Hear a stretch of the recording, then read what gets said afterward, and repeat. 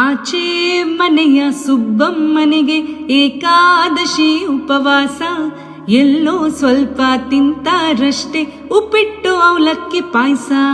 ಆಚೆ ಮನೆಯ ಸುಬ್ಬಮ್ಮನಿಗೆ ಏಕಾದಶಿ ಉಪವಾಸ, ಎಲ್ಲೋ ಸ್ವಲ್ಪ ತಿಂತಾರಷ್ಟೇ ಉಪ್ಪಿಟ್ಟು ಅವಲಕ್ಕಿ ಪಾಯಸ. 3-4 ಬಾಳೆಹಣ್ಣು, ಸ್ವಲ್ಪ ಚಕ್ಕುಲಿ ಕೋಡುಬಳೆ. 3-4 ಬಾಳೆಹಣ್ಣು, ಸ್ವಲ್ಪ ಚಕ್ಕುಲಿ ಕೋಡುಬಳೆ. ಗಂಟೆಗೆ 2 ಸೀಬೆ ಹಣ್ಣು, ಆಗಾಗ ಒಂದೊಂದು ಕಿತ್ತಲೆ. ಗಂಟೆಗೆ 2 ಸೀಬೆ ಹಣ್ಣು, ಆಗಾಗ ಒಂದೊಂದು ಕಿತ್ತಲೆ.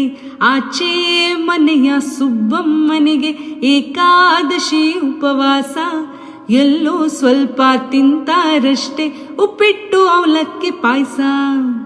ಉಪ್ಪಿಟ್ಟು ಅವಲಕ್ಕಿ ಪಾಯಸ.